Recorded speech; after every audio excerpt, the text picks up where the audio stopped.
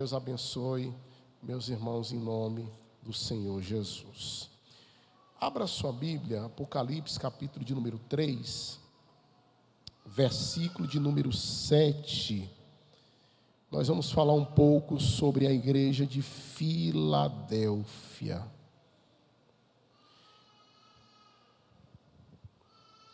E o Juan já está dando glória a Deus ali, né, cara?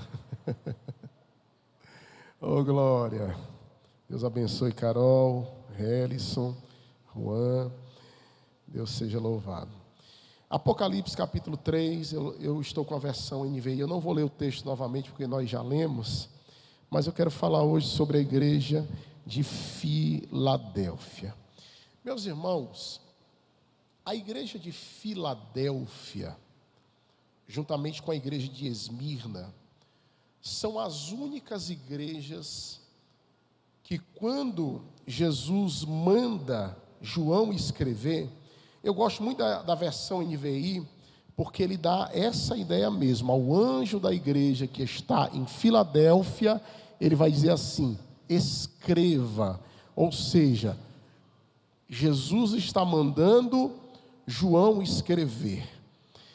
E essa igreja, juntamente com Esmirna, que a gente já falou sobre a igreja de Esmirna, são as únicas igrejas que Jesus não vai apresentar falta alguma. Jesus não vai apresentar nenhum defeito nessas igrejas. E é interessante que Jesus ele vai frisar isso. Você vai ver que nas outras, Jesus sempre vai dizer assim: tenho porém contra ti, eu sei as tuas obras, eu conheço, mas tenho porém contra ti, que abandonaste o teu primeiro amor. Algumas igrejas, Jesus apresentou faltas, mas a igreja de Filadélfia, Jesus não apresentou nenhuma falta.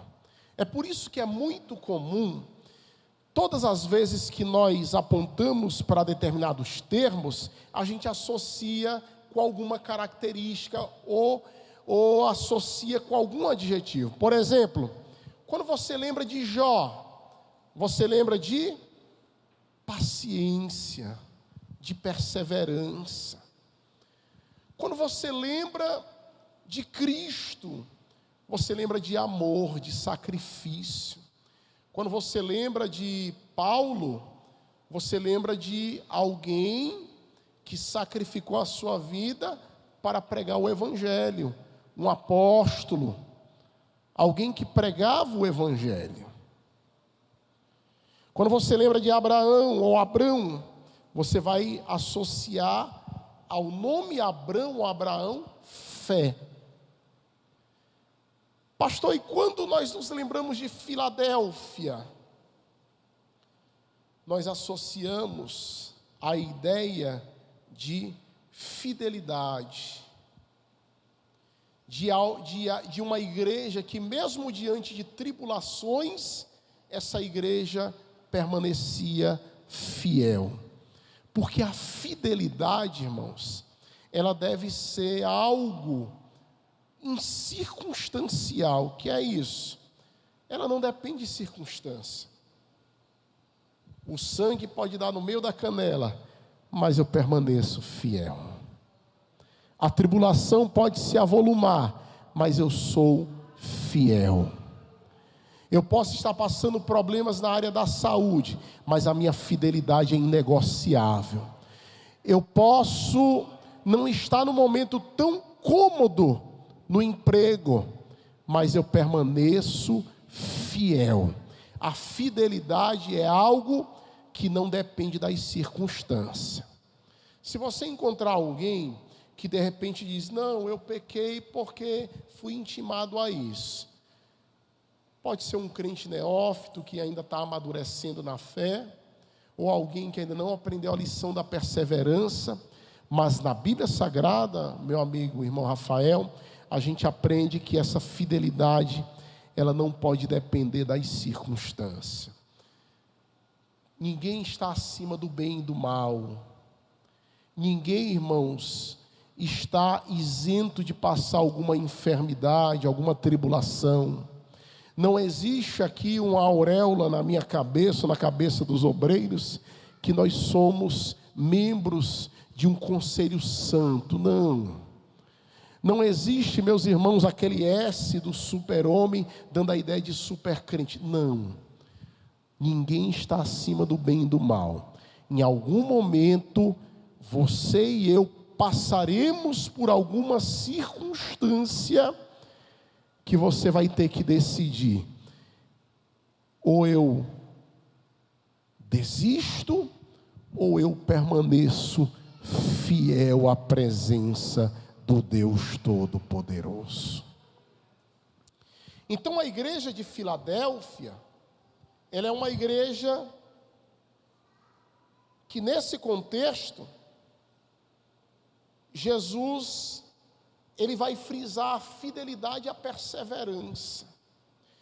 E ao falar sobre Filadélfia, meus irmãos, escrever a Filadélfia, Jesus está nos convocando a isso, a fidelidade e a perseverança. Pastor, fidelidade e perseverança, é sobre isso que o senhor vai falar nessa noite? Não só isso. Tem tantas lições preciosas aqui, meus queridos, que o tempo não é oportuno. Mas fidelidade e perseverança deve ser algo inegociável e que não deve sair da vida de nenhum de nós. Talvez eu esteja falando nessa noite com algum irmão ou irmã que de repente chegou aqui nesse lugar e está passando assim uma tribulação altíssima. Sua tribulação é altíssima. O seu desânimo é algo que você tem lutado contra ele. É uma tribulação no meio familiar, lá no trabalho. É o cansaço excessivo. São tantas situações. E talvez eu fale com alguém que esteja passando problemas no casamento. Problemas emocionais. Ansiedade. Depressão.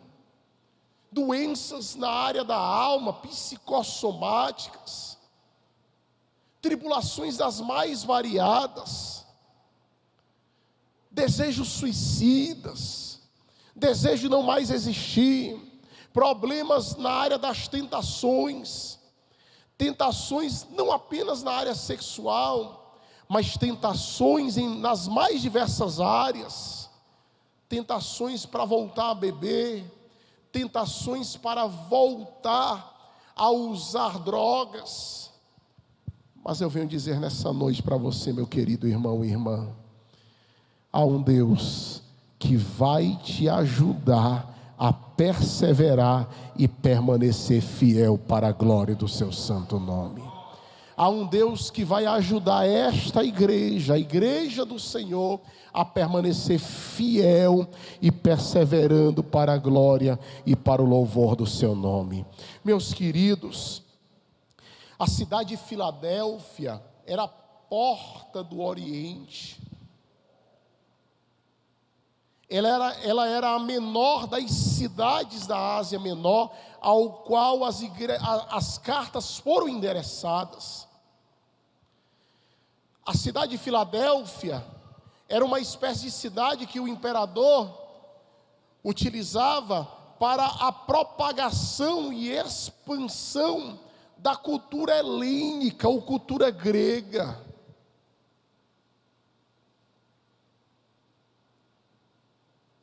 Então, quando Jesus usa alguns termos aqui nessa carta, Jesus não está falando de forma aleatória. Em nenhuma dessas cartas, Jesus ele fala de forma aleatória.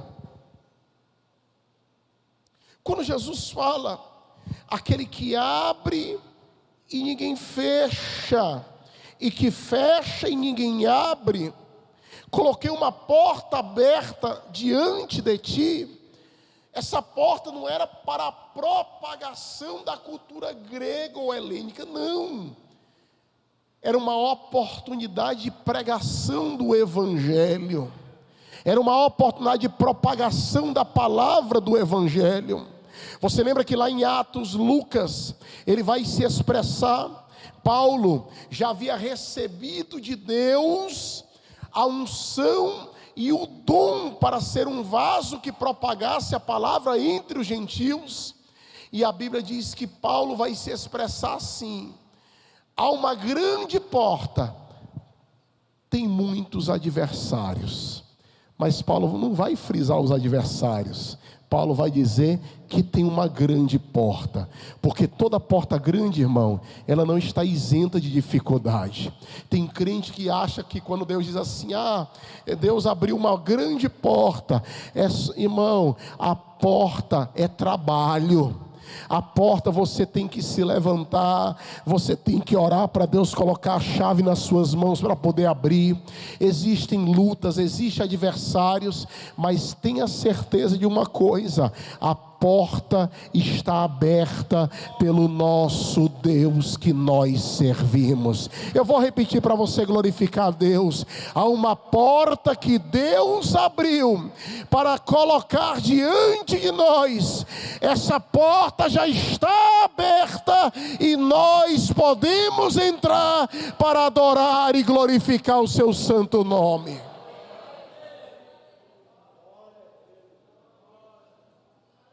A porta está aberta.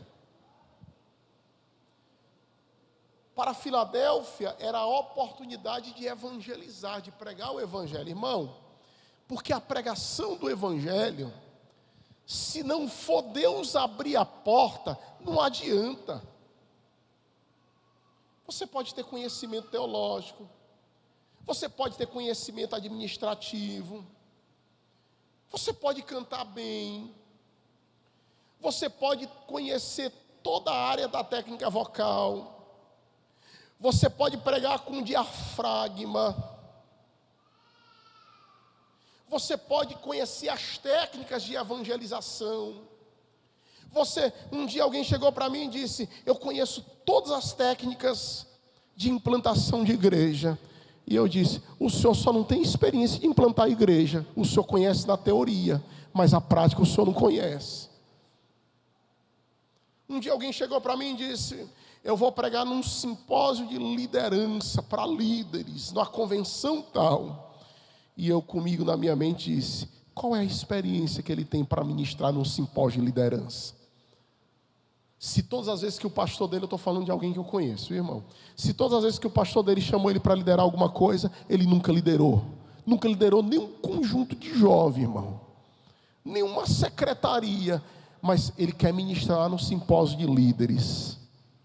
Ontem à noite, irmãos, a gente teve a grata satisfação de ouvir uma das maiores autoridades de Bíblia viva que nós temos hoje no Brasil, que é o pastor Elianai Cabral, escritor da revista Escola Bíblica Dominical.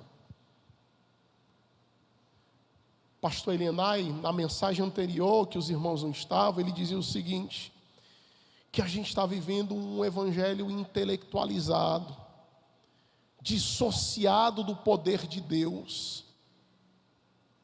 Um evangelho, irmãos, que não existe mais cura. Eu conheço um companheiro que ministrou aqui, ele falando para mim ontem: pastor, eu cheguei numa cidade do nosso interior do estado, chamei as pessoas à frente para orar para Jesus batizar com o Espírito Santo. Quando Jesus batizou a quinta pessoa com o Espírito Santo e já estava começando a derramar o seu Espírito, o pastor daquela igreja mandou parar, mandou acabar. Não queria aquilo na igreja dele. E o pastor que estava pregando, eu conheço, um dos mais responsáveis na área da Bíblia que nós temos hoje no nosso estado. Evangelho intelectualizado, Diácono Alexandre, onde as pessoas, elas não acreditam mais no poder de Deus. E o pastor Elianai, falando sobre isso, ele disse que prefere na igreja dele ter 10% de menino que nós podemos controlar como pastor, do que ter uma igreja fria, cheia de gente com muita coisa na cabeça, mas que não tem intimidade com o Espírito Santo de Deus. Isso é sério. Chegou a hora, irmãos, da gente poder entrar por essa porta, a porta da oportunidade de Deus, e começar a ter uma intimidade maior com o Espírito Santo, e começar a buscar esse novo de Deus que Ele tem para a vida de cada um de nós. Mas Jesus começa as suas palavras à igreja de Filadélfia, dizendo o seguinte: estas são as palavras daquele que é santo. Jesus declarou que é santo. Irmão, o Senhor Jesus começa declarando que é santo. Ah, meus queridos irmãos, que coisa gloriosa é saber, meus irmãos, que aquele que escreve a igreja de Filadélfia, ele é santo. Estas palavras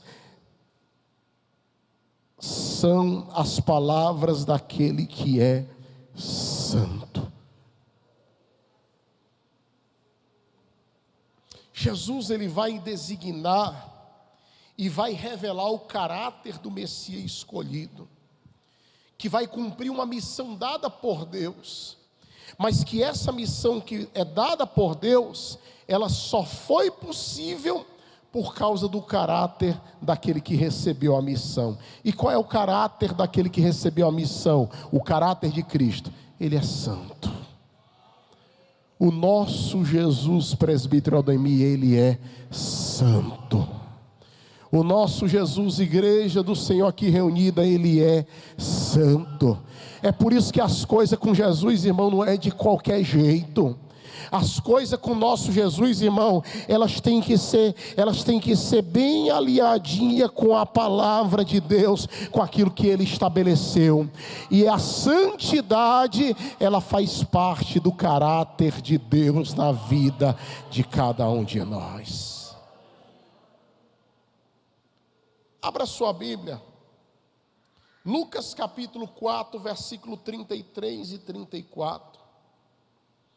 Esse caráter daquele que executou a missão de Deus na terra, o Cristo, ele foi reconhecido até pelos demônios.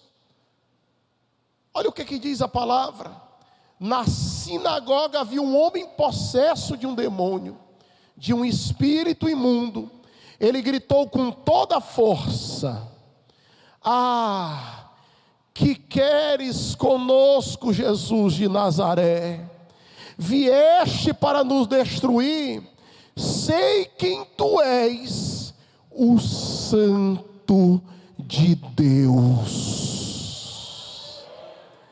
Irmão, não se impressione. Até os demônios reconhecem que o nosso Cristo, ele é o Santo de Deus. Você sabe por quê? Quando você encontrar uma igreja por aí, irmão, que fica entrevistando demônio, dando ibope a demônio, irmão, é porque eles não conhecem o caráter litúrgico do culto. O culto não é para isso não, irmão, não é para mostrar demônio, não é para entrevistar demônio. O culto, meu irmão, é para glorificar a Deus. É por isso que os demônios, irmão, eles não se manifestam num culto onde tem um Espírito Santo, que se ele se manifesta, ele sabe que o Santo de Deus está presente, o glorioso Deus está presente, e a presença dele, irmãos, a santidade dele inunda a vida de cada um de nós. Foi isso que Isaías viu.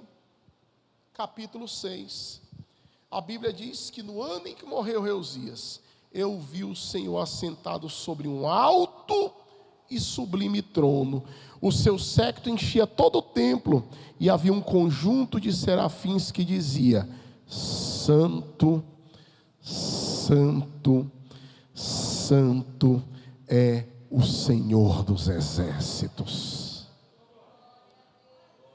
Há muitos cristãos que não reconhecem esse caráter do Cristo.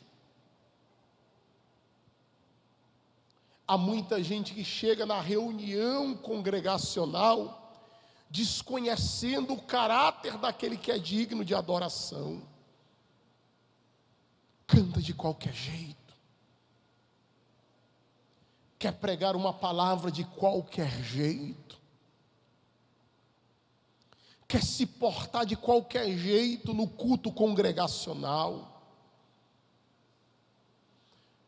Tem gente, irmão, que chega no culto congregacional, até o nosso costume já tem perdido, de dobrar os joelhos e orar e pedir a bênção ao santo de Deus que vai estar presente no culto, para que possa abençoar.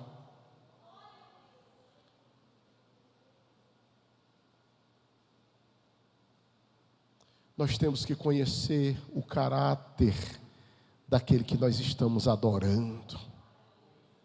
Nós temos que conhecer o Deus que nós estamos elevando honras e glórias ao seu nome.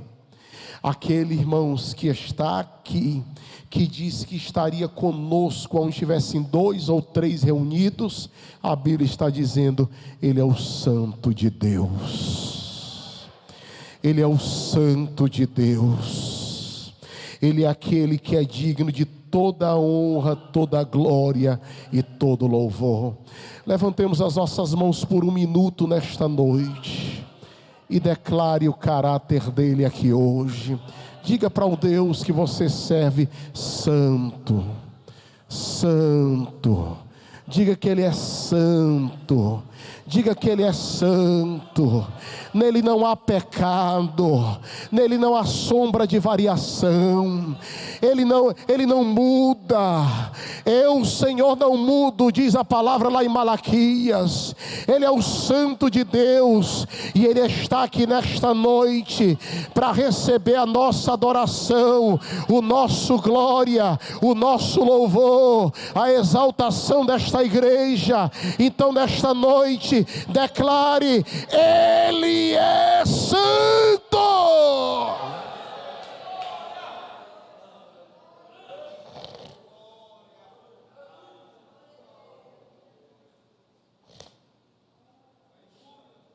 O outro nome que caracteriza Jesus dessa carta está no versículo de número 7. Estas são as palavras do que é santo e verdadeiro. Oh, irmão, esse termo, o verdadeiro, na NVI fala e verdadeiro, mas existem traduções que falam o verdadeiro. Sabe por que isso, irmão? Porque só existe um que é verdadeiro, que é aquele que escreveu, aquele que deu a ordem a João escrever estas palavras, a igreja de Filadélfia. Quando a Bíblia diz que ele é verdadeiro, a Bíblia está dizendo que a sua palavra é fiel em tudo que diz. Eu não posso duvidar de nada daquilo que está escrito nas Escrituras. Se nas Escrituras diz que nos últimos dias o Espírito seria derramado, nós somos a prova de que o Espírito Santo ele é derramado, porque está nas Escrituras. Se a palavra de Deus diz que estes sinais hão de acompanhar aqueles que creem, eu preciso crer nas Escrituras. Ontem à noite, eu já falei isso outros dias, mas ontem à noite, eu acho que os irmãos que estavam presentes viram isso de uma forma mais evidente.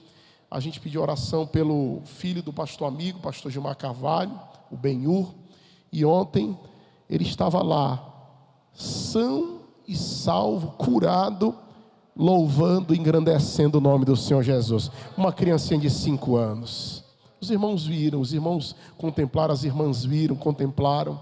Por que isso, irmão? Porque o nosso Deus é verdadeiro. Nosso Deus é verdadeiro, irmã Márcia. Nosso Deus é verdadeiro, irmã Sunamita. Nosso Deus é verdadeiro, irmã Lidiana.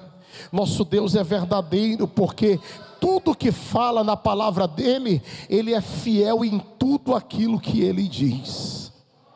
nós como homens podemos falhar em alguma palavra. Eu posso dizer que vou fazer e não faço.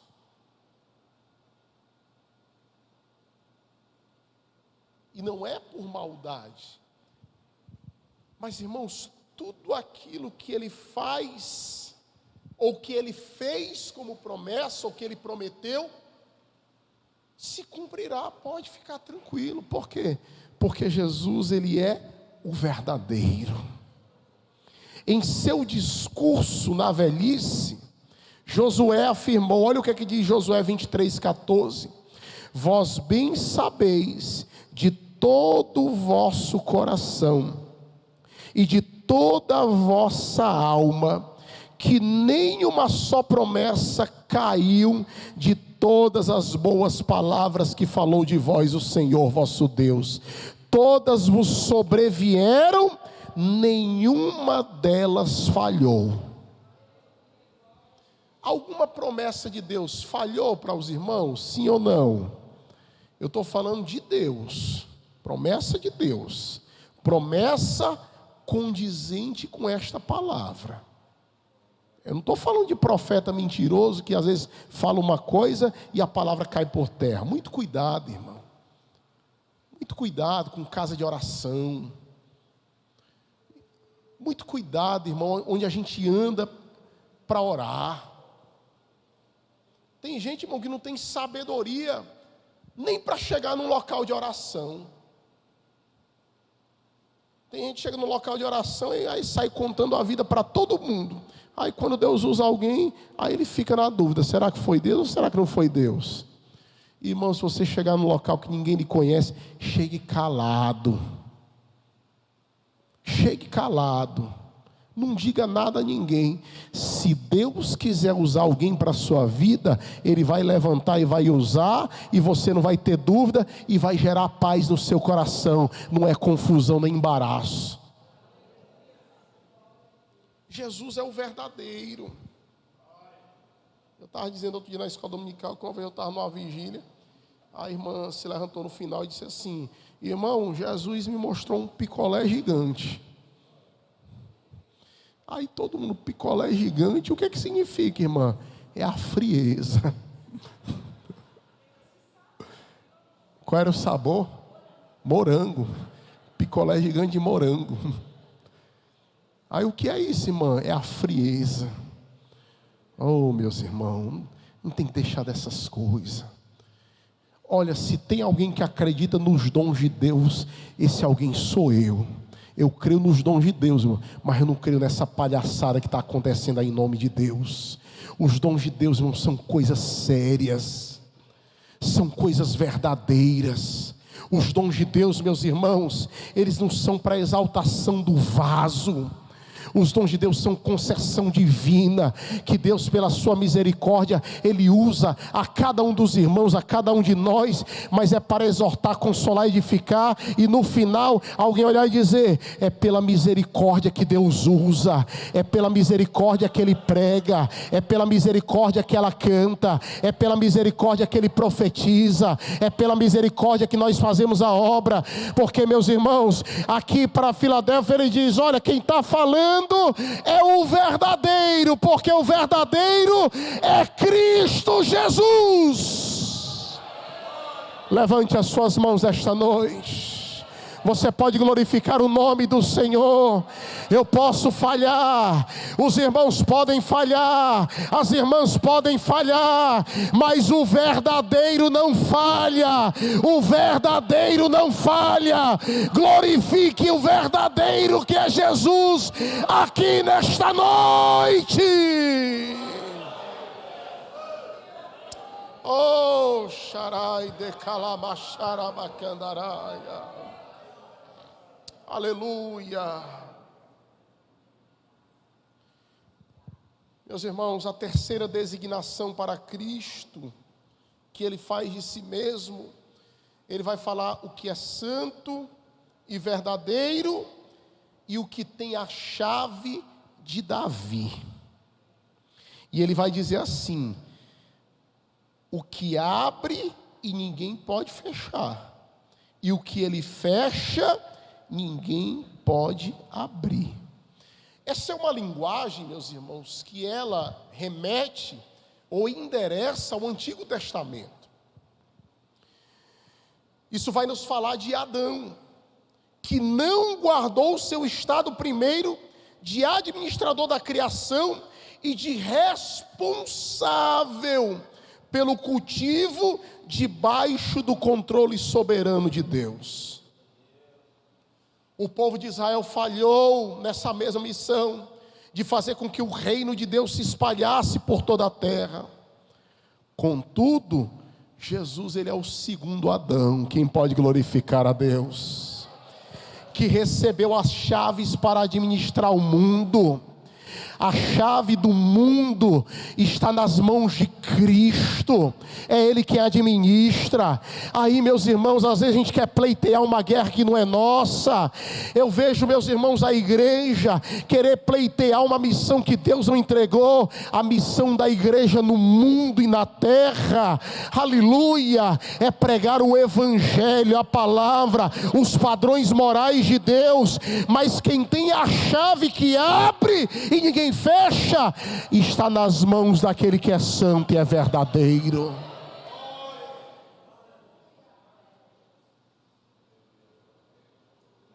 Nosso presidente, nosso pastor, ele pregou uma mensagem agora na convenção, irmão, que marcou muito nós os ministros. A gente vê, meus irmãos, igrejas, lideranças, pastores querendo fugir desse calvário que está profetizado para a igreja, dessa perseguição que vai assolar os últimos dias. Eu vejo muitos ministérios, muitos líderes com espírito de grandeza. Vamos declarar que o Brasil é do Senhor, é do Senhor.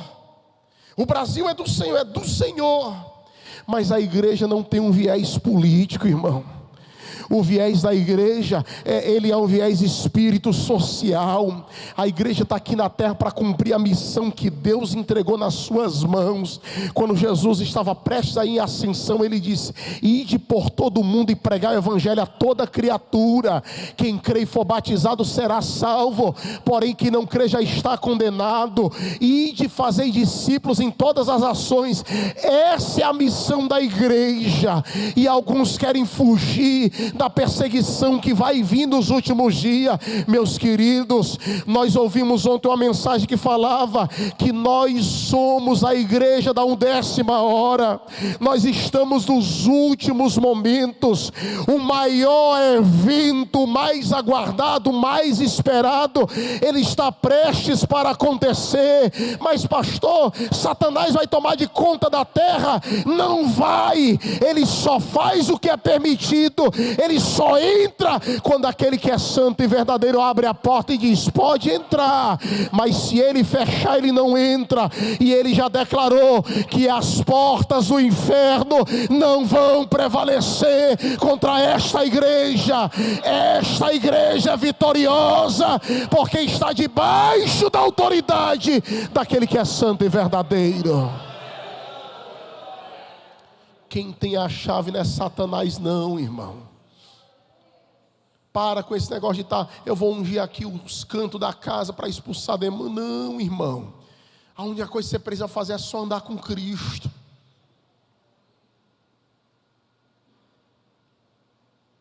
Um dia um irmão chegou para mim, a gente sentado, irmão, conversando sobre a palavra, uma presença maravilhosa.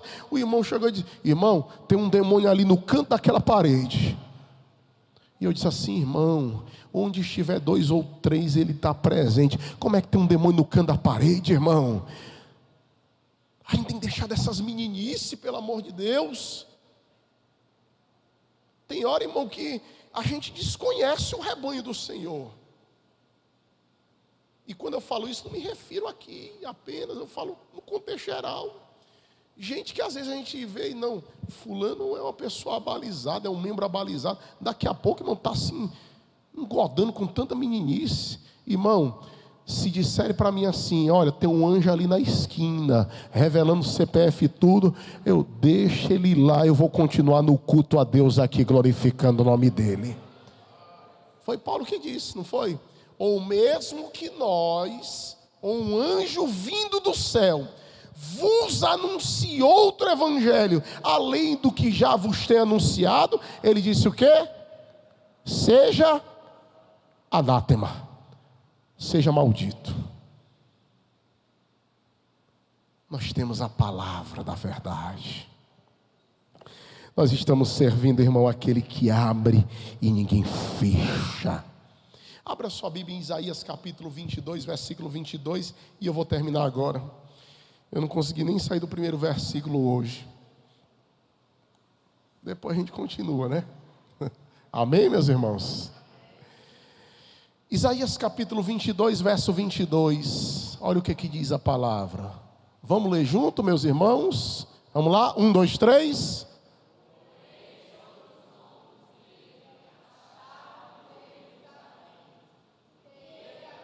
Ninguém.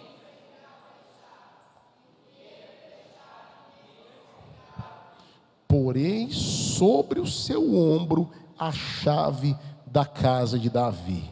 Ele abrirá e ninguém fechará, fechará e ninguém abrirá. Essa chave, irmão, é dada a Jesus. E o que é isso, pastor? São chaves que abrem portas que permitem que a igreja avance em sua tarefa de anunciar o reino de Deus. Irmão, olha para cá e presta atenção numa coisa. Toda igreja, não só existe aqui o Jardim Castelão não, irmão. Se você andar em qualquer lugar desse país, você vai ver uma igreja Assembleia de Deus. Se você andar aqui na nossa cidade, você vai ver uma igreja Assembleia de Deus. Você vai encontrar. Se você andar em outro estado, você vai ver uma igreja Assembleia de Deus.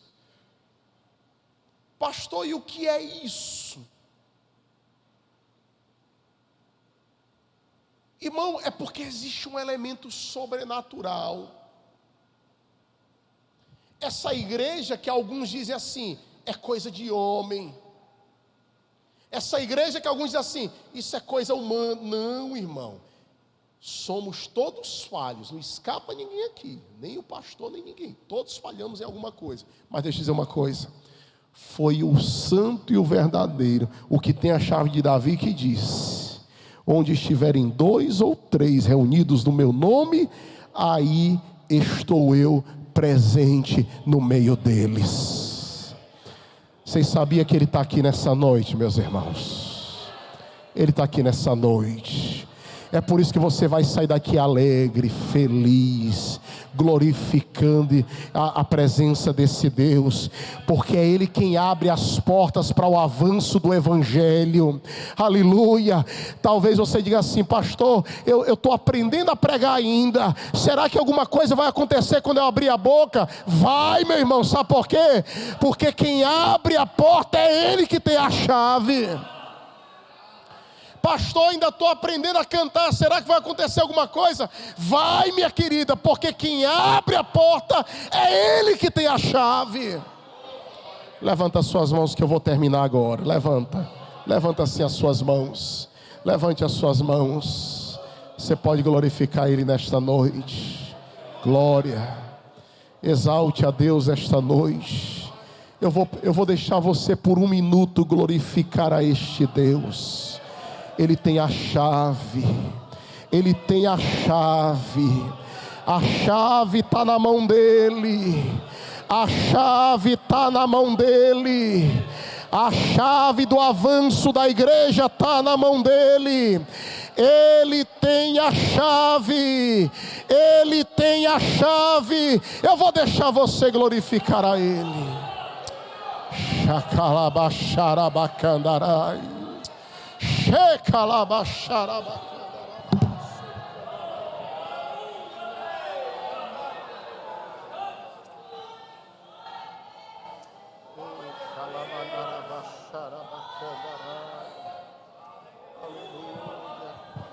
Eu tenho uma boa notícia para os obreiros esta noite.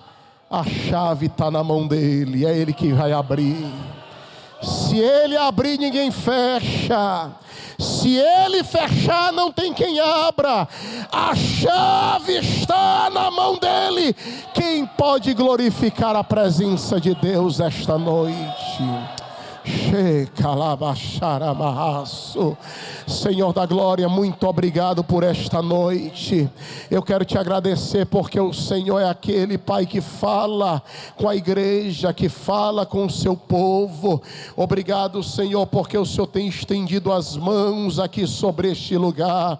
Obrigado, Senhor, pela vida de cada ovelha, de cada irmão que chegou aqui neste lugar. Estende a tua mão nesta noite, Senhor, o santo, o verdadeiro, aquele que tem a chave de Davi, que abre as portas para o avanço do reino. Em nome de Jesus, o Senhor vai abrir porta aqui no Jardim Castelão. O Senhor vai abrir porta aqui para os irmãos, para que o evangelho avance, para que o reino avance, para que a obra de Deus avance. Muito obrigado, Jesus. Muito obrigado. Nós queremos te agradecer por tudo, em teu nome. E se você crê, diga amém. Deus seja louvado na vida dos irmãos. Aleluia. Você recebe esta palavra nesta noite, em nome de Jesus, meu querido irmão. Aleluia. Ele tem poder de fazer coisas que nós não podemos fazer. Só Ele, só Deus pode fazer. Meus irmãos, eu quero